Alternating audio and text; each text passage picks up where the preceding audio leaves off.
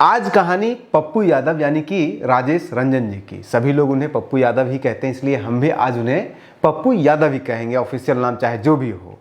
सभी लोग पप्पू यादव जी के बारे में बहुत कुछ जानते हैं, मीडिया में हमेशा बने रहते हैं। कभी वो बाढ़ में कूद करके लोगों को दूध पानी बांटते हैं, कभी कोरोना में बिना मास्क के सब कुछ दूध पानी लोगों को बेफिक्र होकर बांटते रहते हैं।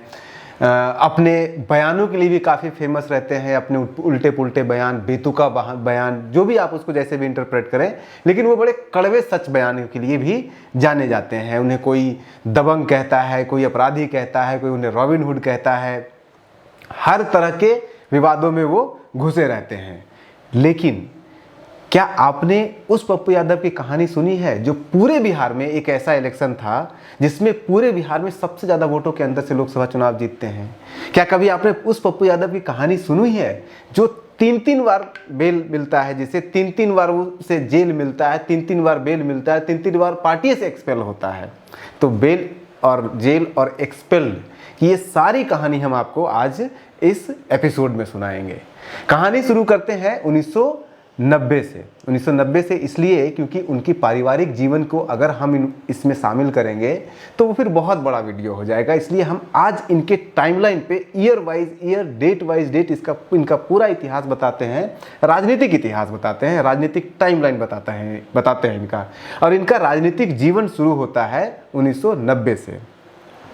अर्जुन यादव के बारे में कहा जाता है कि उस दौर में उनके क्षेत्र में बहुत बड़े दबंग हुआ करते थे। उनके शागिर्दगी में इनका धीरे धीरे उफान आता है, पॉलिटिक्स में इंटरेस्ट आता है।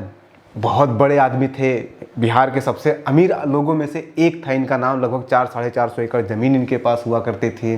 और फिर 1990 में ये पहला चुनाव लड़ते हैं बिहार विधानसभा का, इंडिपेंडेंट लड़ते हैं। हालांकि 1985 से ही पप्पू यादव जी बार बार ये कहते थे कि वो लालू यादव के फैन हो गए थे और लालू यादव मुख्यमंत्री बनते हैं 1990 में। और उसी चुनाव में वो कोशिश करते हैं कि उन्हें जनता दल से टिकट मिले, लेकिन जनता दल से उन्हें टिकट नहीं मिलता है और वो चुनाव लड़ते हैं इंडिपेंडेंट और जनता दल के सियाराम प्रसाद यादव को हराते हैं चुनाव 21,378 वोटों से। चुनाव जी में जीत हो गई। अगले साल फिर पूरे बिहार में, पूरे हिंदुस्तान में लोकसभा चुनाव होता है और लोकसभा चुनाव में फिर से पप्पू यादव जी कोशिश करते हैं कि उन्हें जनता दल से टिकट मिले, लेकिन उन्हें जनता दल से टिकट नहीं मिलता है उसी छवि के कारण कि वो दबंग हैं अपने क्षेत्र के। हालांकि पप्पू यादव जी अपने समय के यूनिवर्सिटी टॉपर हुआ करते थे, अपने समय के पढ़े लिखे इंसान हैं वो, लेकिन फिर भी उनको नहीं मिलता है टिकट और वो फिर इंडिपेंडेंट चुनाव लड़ते हैं। ये चुनाव बड़ा ही इंटरेस्टिंग है। इसके ऊपर हमने एक अलग से वीडियो बनाया है पूरा का पूरा 1991 के चुनाव के ऊपर, और उसमें पप्पू यादव जी के इन्वॉल्वमेंट के ऊपर। उसको आपको अलग से देखना होगा क्योंकि इसमें अगर चर्चा करेंगे तो बहुत लंबा हो जाएगा। उसका हम लिंक इस वीडियो के डिस्क्रिप्शन बॉक्स में आपको दे देंगे, वो देखिए। उस चुनाव को शॉर्ट में मैं बस इतना बताऊं कि 1991 का चुनाव जीतने के बावजूद, मतलब पूरी संभावना थी कि ये जीतते, लेकिन उस चुनाव का कभी काउंटिंग हुआ ही नहीं। जो अपोजिशन में लोग बैठे थे वो चले गए high court, Patna high court में जाके स्टे लगवा दिया इलेक्शन कमीशन के थ्रू कि इसमें चूंकि 80-90% वोटिंग हुआ था तो काउंटिंग ही नहीं करवाया गया क्योंकि ये रिगिंग का, उसके साथ पटना वाला कहानी थी। तो 4 साल तक, 3.5 साल तक जो पूर्णिया लोकसभा क्षेत्र है वो बिना सांसद के रहा। उसके बाद फिर 1995 में जनवरी में फिर से चुनाव होता है, सिर्फ 3 दिन का कैंपेन का टाइम दे करके, और फिर पप्पू यादव फिर से जीतते हैं। और 1996 में फिर से लोकसभा का चुनाव होता है पूरे देश में। तो इस बार 1996 में पप्पू यादव जी लड़ते हैं समाजवादी पार्टी से, जो अखिलेश यादव वाली पार्टी, मुलायम सिंह वाली जो पार्टी थी, मुलायम सिंह यादव वाली पार्टी यूपी वाली, उससे चुनाव लड़ते हैं। और इमेजिन कीजिए उस चुनाव में पप्पू यादव पूरे बिहार में सबसे ज़्यादा वोटों के अंतर से जीतते हैं। वो चुनाव लगभग 3 लाख से ऊपर वोटों से चुनाव जीतते हैं। और वो दूसरे नंबर पर रहते हैं शरद यादव, लगभग 2.5 लाख वोटों से जीतते हैं। और तीसरे नंबर पर रहते हैं जॉर्ज फर्नांडिस, लगभग 1.5 लाख वोट से वो चुनाव जीतते हैं अपने अपने क्षेत्रों में। जॉर्ज फर्नांडिस नालंदा से जीतते हैं, मधेपुरा से जीतते हैं शरद यादव जी। ये 3 सबसे टॉप गेनर थे उस लोकसभा चुनाव का। और ये फिर 2 साल का ही कार्यकाल होता है, सरकार गिर जाती है। 98 में फिर से चुनाव होता है और 98 का चुनाव ये मात्र 35,817 वोटों से हार जाते हैं। जयकृष्ण मंडल यानी यादव के बीच में लड़ाई होती है, उसमें ये चुनाव हार जाते हैं। फिर उसके बाद अगले ही साल 1999 में चुनाव होना होता है, लेकिन 98 और 99 जब वो हारते हैं, उसी दौरान उनके हार के पीछे बहुत बड़ा कारण था, पूर्णिया से ही खड़ा हुआ करते थे लेफ्ट के एक लीडर अजीत सरकार, और अजीत सरकार की हत्या होती है और उस हत्या में आरोपी बनते हैं पप्पू यादव जी। 1999 में मई में पप्पू यादव जी को अरेस्ट कर लिया जाता है, लेकिन उस मई में अरेस्ट होने से पहले 1999 में इंडिपेंडेंट लड़ते हुए एसपी ने इनको टिकट नहीं दिया, क्योंकि इनका हल्ला हो गया कि इनका इन्वॉल्वमेंट है अजीत सरकार मर्डर केस में, और चूंकि वो समाजवादी अपने आप को कहते थे सपा, इसलिए इनको टिकट नहीं दिया गया। इंडिपेंडेंट लड़ते हैं और फिर से ये जयकृष्ण मंडल को हराते हैं 2.5 लाख वोटों से, 2,52,566 वोटों से उन्हें हरा देते हैं। यानी कि पहली बार भी जीते पप्पू यादव, इंडिपेंडेंट ही, दूसरी बार भी जीते इंडिपेंडेंट ही, तीसरी बार भी जीते हैं इंडिपेंडेंट ही। 96 में सिर्फ वो जीते थे सपा के उससे। लेकिन ये मई वगैरह में, मई में ही इनको अरेस्ट कर लिया जाता है और इनको जेल भेज दिया जाता है। पहले ये बंगाल के एक जेल में रहते हैं, फिर उसके बाद उनको बेऊर जेल में लाया जाता है बिहार में। लेकिन अभी तक लालू यादव इनको अवॉइड कर रहे थे, लेकिन बहुत लंबे समय तक अवॉइड नहीं कर सकते हैं। लालू यादव का बिहार में सरकार चल रहा है, लगातार दूसरा टर्म चल रहा है, और कोई यादव लीडर इस मुखरता के साथ अगर सामने आ रहा है तो वो लालू यादव को खुद के लिए खतरा, क्योंकि लालू यादव और पप्पू यादव में अंतर ये था कि लालू यादव पर्सनली पारिवारिक रूप से गरीब थे, लेकिन पप्पू यादव पारिवारिक रूप से धन दौलत से बहुत अमीर आदमी थे। तो लालू यादव को हमेशा डर लगता था कि जिस लेवल पे सीमांचल में इस व्यक्ति की पॉपुलैरिटी है, उस लेवल पे ये खतरा हो सकता है लालू यादव के लिए। और इनकी क्या पॉपुलैरिटी है पप्पू यादव जी की, ये आपको समझ में आएगा अगले चुनाव में, यानी कि 2004 के चुनाव में। लेकिन 2004 के चुनाव से पहले इनके खिलाफ बहुत कुछ किया जाता है। 1999 में जीतते ही इनको अरेस्ट करा दिया जाता है। 4 में क्या पॉपुलैरिटी थी वो बताएंगे हम, लेकिन उस पॉपुलैरिटी के आने से पहले इनके साथ क्या क्या किया जाता है। 1999 में इनको अरेस्ट किया जाता है। उसके बाद फिर इनको 1999 से लेकर 2003 के बीच में 3 बार ये बेल के लिए अप्लाई करते हैं, और 3 बार इन्हें बेल भी मिलता है जेल से, कोर्ट से। लेकिन हर बार इनको जेल से बाहर निकलने के बाद, बेल पे मिलने के बाद बार बार अंदर कर दिया जाता है और बेल कैंसिल होता है। लोग कहते हैं कि सरकार के इशारों पे, और सरकार थी लालू यादव जी की।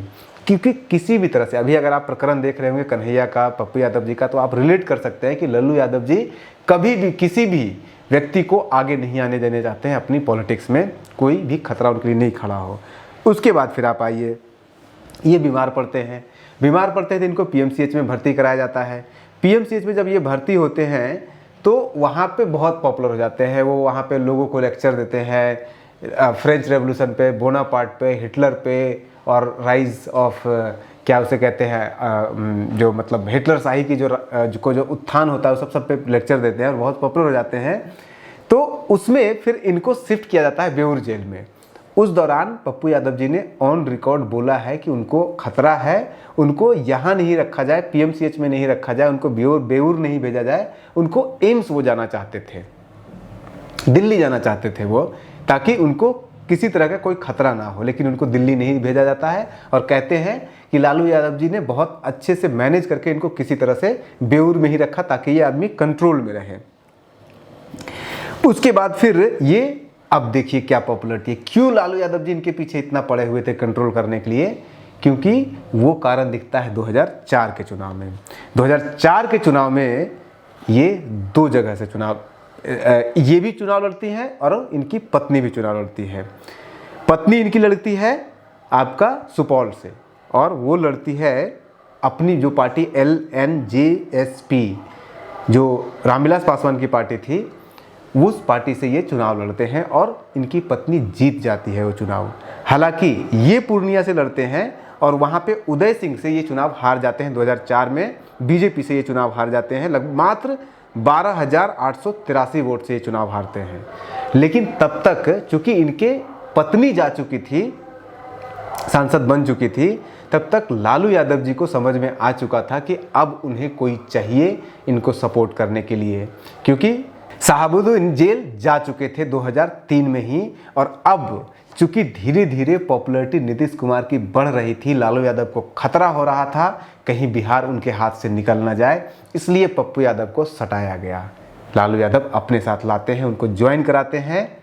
2004 के चुनाव के बाद, जब 4 का चुनाव वो हार जाते हैं और उनकी पत्नी जीत जाती है, और 2004 के चुनाव में अच्छा खासा स्ट्रॉन्ग रूप से सामने आते हैं लालू यादव। और 2005 के चुनाव की तैयारी के लिए पप्पू यादव को आरजेडी में शामिल कराया जाता है। और उसके लिए लालू यादव जो 2004 का चुनाव हुआ था तो 2 जगहों से चुनाव वो लड़े थे, मधेपुरा से भी लड़े थे और वो छपरा से भी लड़े थे, और दोनों जगह जीत गए थे। तो मधेपुरा का सीट खाली हो गया था और मधेपुरा से बाई इलेक्शन हुआ, और उस बाई इलेक्शन में पप्पू यादव जी को खड़ा किया गया और पप्पू यादव जी उस चुनाव को जीत जाते हैं आरजेडी के टिकट पे। अब आरजेडी के टिकट पे जीतने के बाद खुद और पत्नी दोनों यहाँ पे सांसद बन जाती है। लेकिन पप्पू यादव जी का नेचर है, वो किसी के कंट्रोल में इज्जत देते हैं अपने जो भी आइडल होते हैं उनको, लेकिन कभी किसी के कंट्रोल में रह के राजनीति नहीं की है, जमींदार घर से हैं, और वही होता है जिसका डर था। फिर आती है 2005 में नीतीश कुमार की सरकार, और नीतीश कुमार की सरकार फेमस थी। जितने भी अपराधी हैं, जितने भी लोगों के ऊपर केस था, और अगर खास करके अपोजिशन में कोई हो और उसके ऊपर केस हो तो उसको तो पकड़ पकड़ के चुन चुन के अंदर किया गया, और उसी अंदर करने के प्रोसेस में किया जाता है अंदर पप्पू यादव जी को भी। तो 2004 के चुनाव में सहरसा से रंजीता रंजन जीतती है। 2004 के चुनाव में बाई इलेक्शन में पप्पू यादव जी जीतते हैं। 5 के चुनाव में नीतीश कुमार जी आ जाते हैं सत्ता में, और उसके बाद फिर शुरू होता है इनका प्रॉब्लम। हालांकि 2004 में ही, 2004 से 5 के बीच में पप्पू यादव जी के ऐसे ऐसे कांड आए जिसके कारण इनको फिर आपको शिफ्ट करना पड़ा था। 2005 के फरवरी में ही नीतीश कुमार की सरकार आने से पहले ही दिल्ली हुआ ये था कि सितंबर 2004 में इन्होंने जेल के अंदर, जब इनकी पत्नी जीती थी तो उसके बाद लेविश एक मतलब शानदार पार्टी जेल के अंदर दिया था, वो बहुत न्यूज़ बन गया था। उसके बाद पूरे 2004 साल के दौरान इनका जब फ़ोन कॉल पता चला कि ये फ़ोन रखे हुए हैं, तो पता चला कि पूरे साल में लगभग 670 फ़ोन कॉल इन्होंने किया था अलग अलग नेताओं को, कांग्रेस के नेताओं को, आरजेडी के नेताओं को, या अलग अलग जो देश प्रदेश के नेता हैं उनको किया था। और ये सब का कॉग्निजेंस लेकर के सुप्रीम कोर्ट ने फरवरी 2005 में उनको शिफ्ट कर दिया दिल्ली का तिहाड़ जेल में।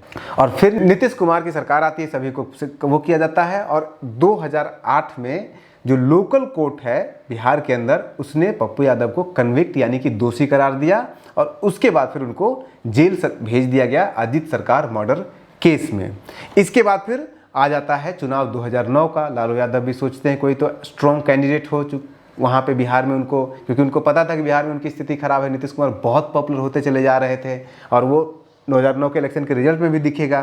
तो 2009 के इलेक्शन के रिजल्ट से आने से पहले 2009 में जब पप्पू यादव जी ने सुप्रीम कोर्ट से कहा, परमिशन मांगा चुनाव लड़ने के लिए, क्योंकि मामला लंबित था पटना हाई कोर्ट में, तो सुप्रीम कोर्ट ने मना कर दिया उनको परमिशन देने से चुनाव लड़ने के लिए। हालांकि उनको वो कन्विक्ट अभी नहीं हुए थे हाई कोर्ट से, हाई कोर्ट में अपील चल रही थी, लेकिन क्योंकि लोअर कोर्ट ने कन्विक्ट कर दिया था इसलिए इनको परमिशन नहीं दिया गया।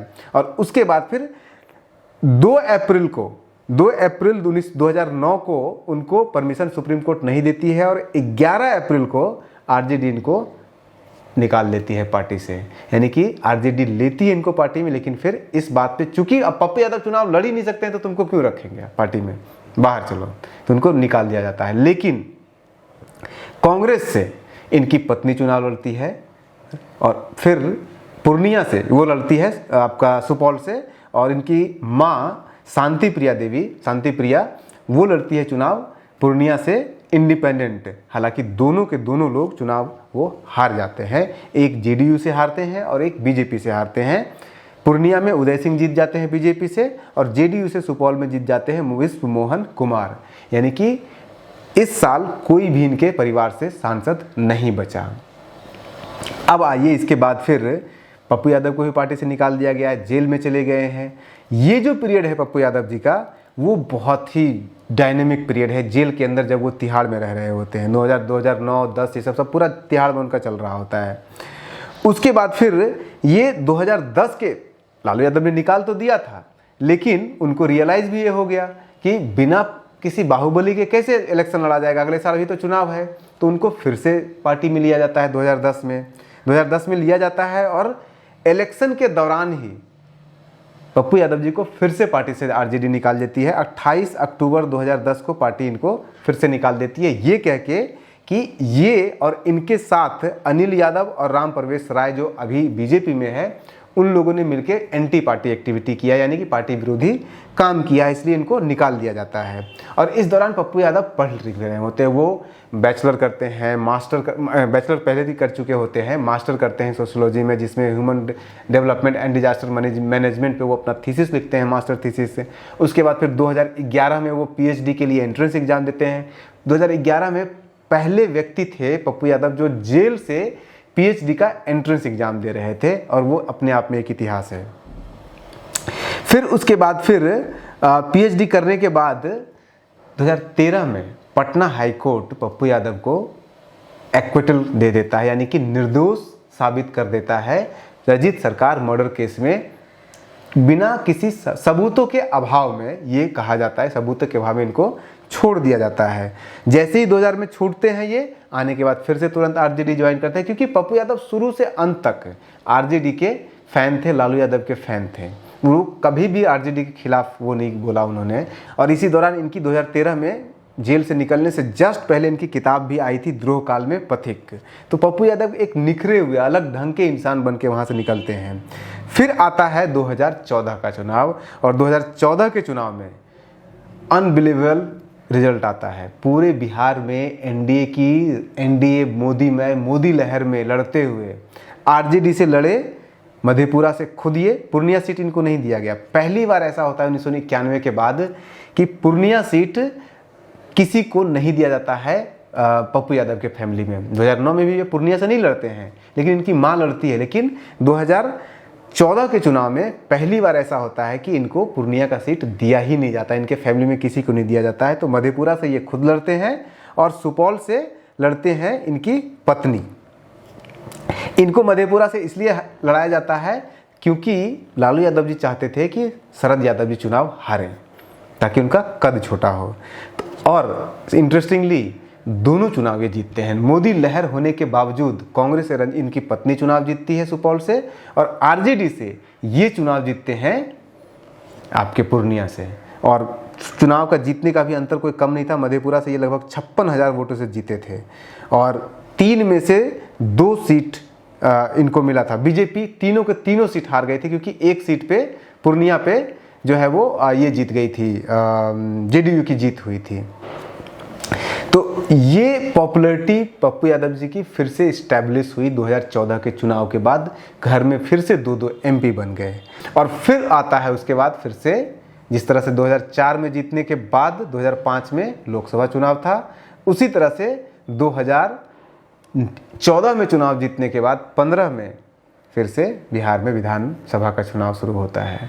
और इस बार डिफरेंट था मामला ये डिफरेंट था कि इस बार महागठबंधन लालू नीतीश मिल करके चुनाव लड़ रही थी, और उस लालू नीतीश के चुनाव मिलकर लड़ने के दौरान पप्पू यादव जी को फिर से पार्टी से निकाल दिया जाता है, आरजेडी से निकाल दिया जाता है। और ये तीसरी बार है जब आरजेडी से पप्पू यादव को बाहर किया जाता है। 7 मई 2015 को इनको आरजेडी से बाहर निकाला जाता है, और 9 मई 2015 को इन्होंने अपनी पार्टी बनाई, और बहुत सारे जगहों पे लगभग 35-40 सीटों पे इन्होंने अपने उम्मीदवार खड़ा किए, लेकिन एक भी जीत इनकी नहीं हुई थी। उसके बाद फिर चूँकि फिर से लालू यादव और नीतीश कुमार इनके पीछे पड़ चुकी थी, इनको पसंद नहीं करते थे, लालू यादव नहीं चाहते थे कि ये आगे आए, तो इनके साथ फिर से बहुत तरह के परेशान करने की कोशिश की गई। 2017 में 24 जून को पॉलिटिकल पार्टी है तो प्रोटेस्ट करेगा ही, कोई भी पॉलिटिकल पार्टी प्रोटेस्ट करेगा।